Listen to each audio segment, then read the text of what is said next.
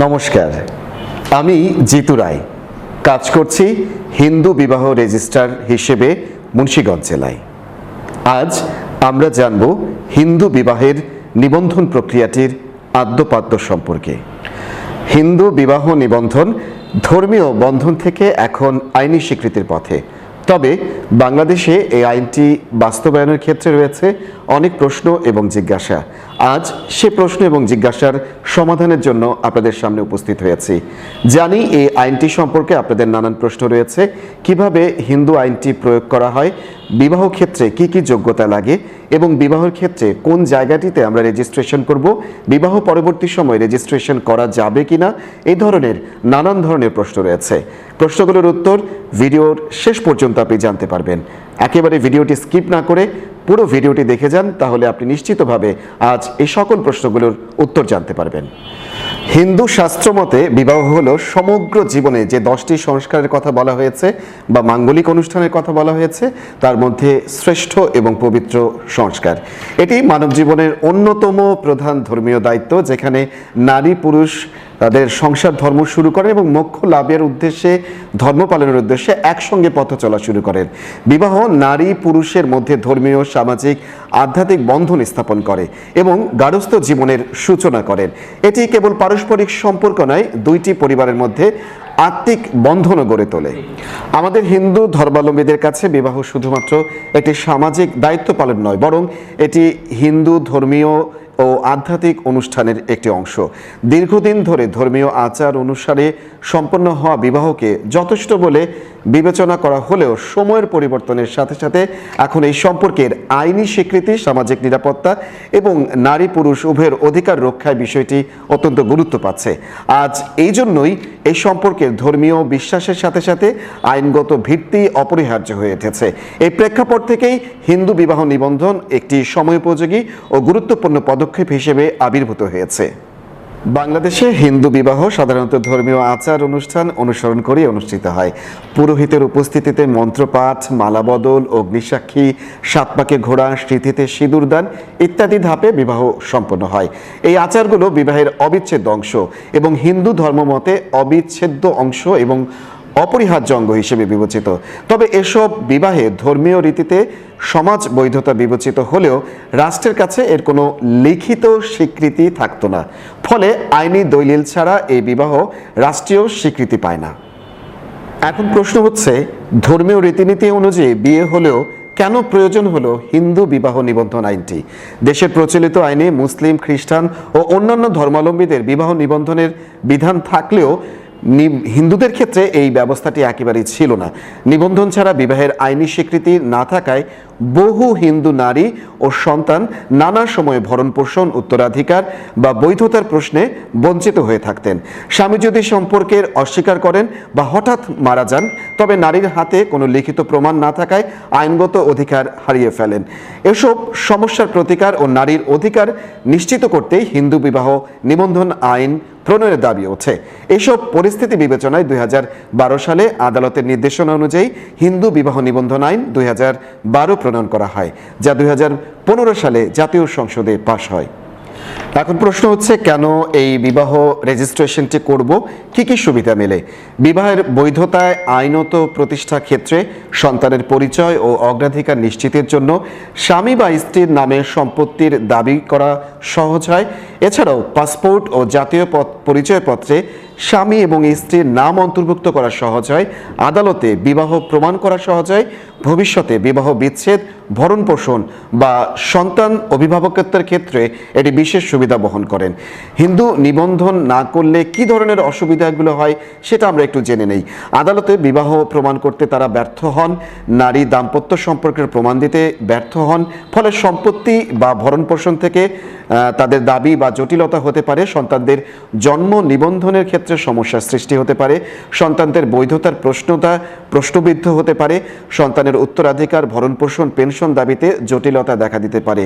Passport বা জাতীয় পরিচয়পত্রের ম্যারেজ না দেখানোর কারণে কিন্তু এটি প্রমাণ হিসেবে কিন্তু আর থাকছে না, যা বিদেশ গমনের ক্ষেত্রে বা সরকারি কাজে বিবাহিত পরিচয়ের ক্ষেত্রে আপনারা স্বামী স্ত্রী কিনা সেটি প্রমাণ করতে কিন্তু ম্যারেজ সার্টিফিকেটটি আপনাকে গ্রহণ করতেই হয়।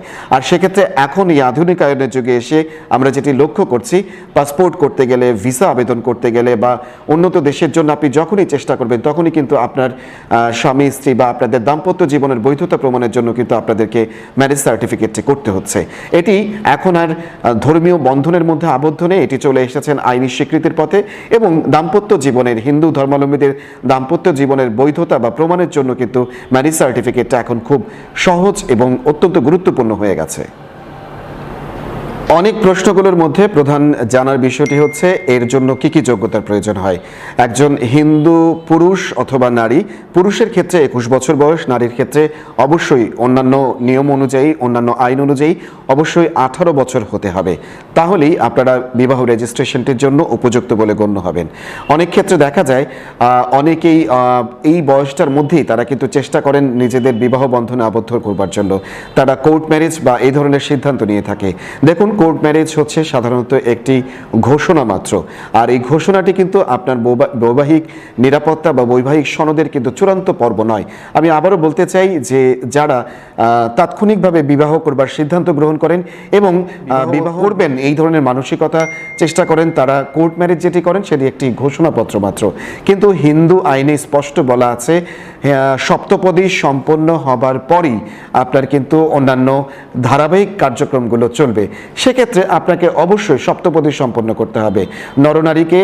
নরনারীকে সিঁথিতে সিঁদুর দান করবেন এবং সপ্তপদী সম্পন্ন করবার পরেই তবেই কিন্তু তারা কাগজপত্রের দিকে এগিয়ে যাবেন। তারপরে কোর্ট ম্যারেজ করার পরে সর্বশেষ ধাপটি হচ্ছেন আপনি বিবাহ রেজিস্ট্রেশনের জন্য আসবেন।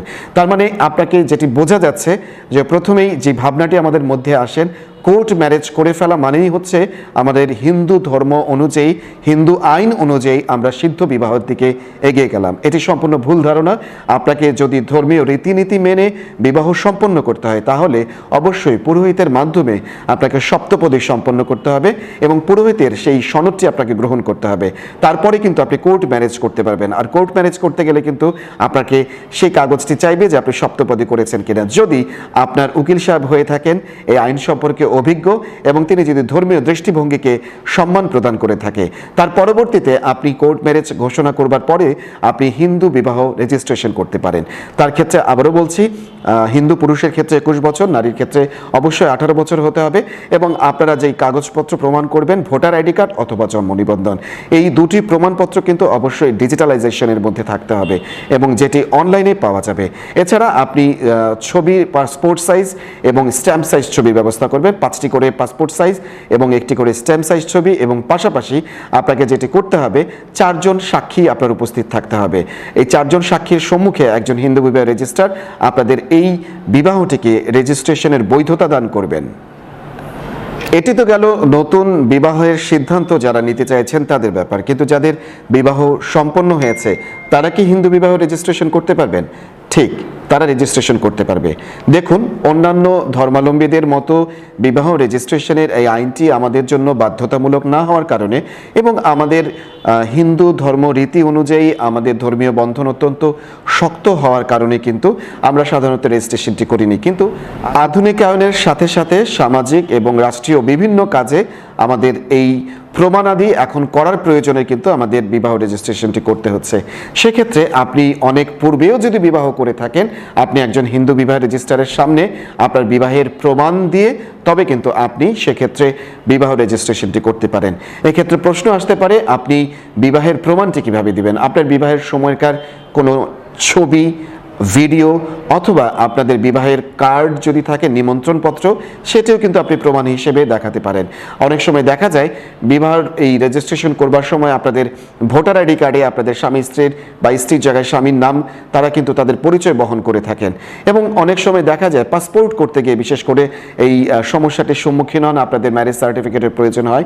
দেখুন, আমরা অনেক সময় মন খারাপ করে থাকি যে পাসপোর্ট করতে গিয়ে আমাদের বৈধতা চাইলো, আমাদের দাম্পত্য জীবনের জীবনের বৈধতা চাইলো, সেক্ষেত্রে আমরা মনে করি একটি উটকো ঝামেলা আমার মাথায় এসে পড়লো। কিন্তু এই ঝামেলাটি আপনার মাথায় আসলেও পরবর্তী ধাপের জন্য আপনার জন্য কিন্তু এটি সুবিধা হলো। কারণ আপনি যখন যে কোনো এমবেসিতে যখন আপনি ভিসার জন্য আবেদন করবেন, আপনি দাঁড়াবেন, তখন কিন্তু আপনাকে এই প্রমাণটি দিতেই হবে।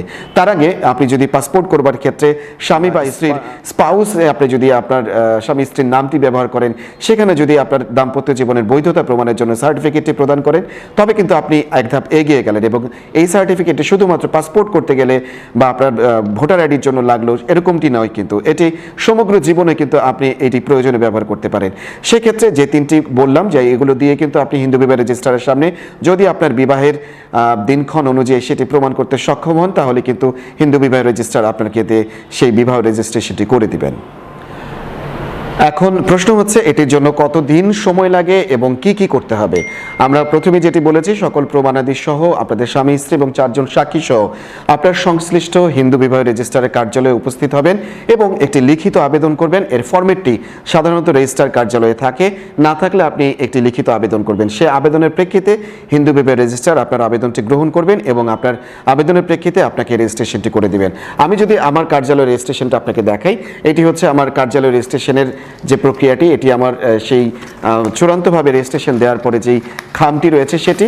আর আপনারা যে প্রশ্নটি করে থাকেন আসলে কি কি ধরনের রেজিস্ট্রেশনটা দেওয়া হবে, সেই 3টি কাগজ আসলে কি কি এবং বাংলায় হবে না ইংরেজিতে হবে, কি কি তথ্য সেখানে থাকবে, এই নিয়ে নানান প্রশ্ন আমাদের মাঝে থাকে। আমরা প্রথমে যেটি দেখাতে চাই সেটি হচ্ছে ছবি সম্বলিত স্বামী এবং স্ত্রীর ছবি সম্বলিত রেজিস্ট্রার স্বাক্ষরিত এবং স্মারক নাম্বার প্রাপ্ত একটি সার্টিফিকেট, যেখানে উল্লেখ থাকবে স্বামী স্ত্রীর নাম, ঠিকানা, তাদের বিবাহের সময়, ক্ষণ, কত তারিখে রেজিস্ট্রেশন করেছেন এবং তাদের বর্তমান এবং স্থায়ী ঠিকানা, অস্থায়ী ঠিকানা, সমস্ত কিছু তথ্য। এবং আপনি হিন্দু বিবাহ রেজিস্ট্রারের সামনে রেজিস্ট্রার খাতায়, সরকারি যে রেজিস্ট্রার খাতায়, সেখানে স্বাক্ষর করে যেসব তথ্য দিয়ে আপনি করেছেন সেইগুলোর রেজিস্ট্রেশনের সম্পূর্ণ ইংরেজি তথ্যগুলো আরেকটি রেজিস্ট্রেশন পেপারে থাকবে। এবং সবশেষে এটি থাকবে বাংলায় আরও একটি রেজিস্ট্রেশনের জন্য তথ্য, যেখানে আপনার নাম, বর কনে সকলের নাম দিয়ে, তারপরে সাক্ষীদের উপস্থিতি, ব্রাহ্মণ, নাপিত সকলের তথ্য দিয়ে, আশীর্বাদ, বিবাহ সমস্ত তথ্যগুলি দেখেন অন্তর্ভুক্ত থাকবেন। সবশেষে রেজিস্ট্রার আপনাকে এখানে স্বাক্ষর করে দিবেন যে আপনার বিবাহটি কবে, কখন, কোথায় হয়েছে। এই সমস্ত কিছু সম্পন্ন করে 3 ধাপে 3টি সার্টিফিকেট আপনাকে প্রদান করা হবে। আপনি বাংলায় যখন প্রয়োজন হবে তখন বাংলায় ব্যবহার করবেন, ইংরেজিতে যখন প্রয়োজন হবে আপনি ইংরেজিতে ব্যবহার করবেন, যখন যেটা প্রয়োজন হবে আপনি সেই ধাপে কিন্তু কাজ করতে পারবেন। আর এটি ছিল আপনাদের অনেকগুলো প্রশ্নের মধ্যে অন্যতম একটি প্রশ্ন। যখন হিন্দু বিবাহ রেজিস্ট্রেশনটি প্রয়োজন হয়ে যায় তখন আমরা অনেক তাড়াহুড়ো করি, জানতে চেষ্টা করি কতদিন সময় লাগবে, আমাকে খুব দ্রুত দেন। আসলে দেখুন, হিন্দু বিবাহ রেজিস্ট্রার আপনার আবেদনটি সংগ্রহ করবার পরই তিনি কিন্তু নির্ধারিত 1 কর্মদিবস বা 2 কর্মদিবসের মধ্যে চাইলেই আপনাকে দিতে পারেন। সেক্ষেত্রে আপনার সঙ্গে তার নেগোসিয়েশনটা কেমন হবে সেটি হচ্ছে বড় কথা। আপনি তার সঙ্গে কথা বলে নেবেন, আপনার নির্ধারিত সময়ে তিনি আপনাকে দিতে পারবেন বলে আমি আশা করছি। পূর্বে বিবাহ হয়েছে, নতুন করে রেজিস্ট্রেশন করতে চান যে কোনো কাজের জন্য, তাহলেও করতে পারবেন। এবং এটা ছাড়াও নতুন করে বিবাহর সিদ্ধান্ত গ্রহণ করেছেন এবং হিন্দু রীতি অনুযায়ী এবং কোর্ট ম্যারেজ করে তার পরপরই আপনি সমস্ত নিয়ম কানুন, ধর্মীয় এবং আইনি দৃষ্টিভঙ্গিতে যত ধরনের নিয়ম কানুন আছে সেগুলো সম্পূর্ণ করে আপনি হিন্দু বিবাহ রেজিস্ট্রেশন করতে চান, তাহলে আমার অফিস আপনার জন্য উন্মুক্ত।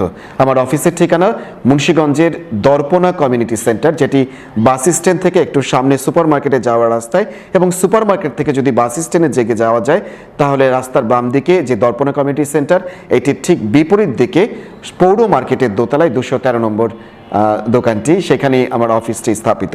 আপনাদের জন্য সব ধরনের সেবা এখানে বসেই সম্পন্ন করবার সুযোগ রয়েছে। তবে অবশ্যই এটি যেহেতু একটি দীর্ঘ প্রক্রিয়া, তার জন্য আপনাকে প্রথমে যোগাযোগ করে আসতে হবে। যোগাযোগের জন্য আমার ফোন নাম্বারটি হচ্ছে 01912384847। আমি নিচে স্ক্রলে দেখানো থাকবে, আরেকবার বলে দিচ্ছি 01912384847। এটি আমার হোয়াটসঅ্যাপ নাম্বার। যে কোনো আইনি পরামর্শ বা তথ্যের জন্য কিন্তু যোগাযোগ করতে পারেন। আমি চেষ্টা করব আপনাদেরকে সার্বক্ষণিকভাবে সঠিক এবং নির্ভুল তথ্য প্রদান করবার জন্য। হিন্দু বিবাহ রেজিস্ট্রেশনের নানান ধরনের প্রশ্ন নিয়ে প্রাথমিক ধারণাগুলো বা চিন্তাগুলো যেগুলো মাথায় আসেন সেগুলো আমি এখানে ধারণা দেবার চেষ্টা করেছি মাত্র। এছাড়াও যদি আপনার আরও কোনো প্রশ্ন জানবার থাকে তাহলে আমার এই ভিডিওটির নিচে আপনারা কিন্তু কমেন্ট বক্সে কমেন্ট করতে পারেন। আমি চেষ্টা করব আপনাদের প্রতিটি তথ্যের প্রতিটি প্রশ্নের উত্তর দেওয়ার জন্য। আজ এই পর্যন্তই ছিল আমার কাছে সর্বশেষ। ভালো থাকুন, সুন্দর থাকুন, সুস্থ থাকুন। আপনাদের সকলের আগামী দিন হোক আনন্দময়, সুখময়। নমস্কার।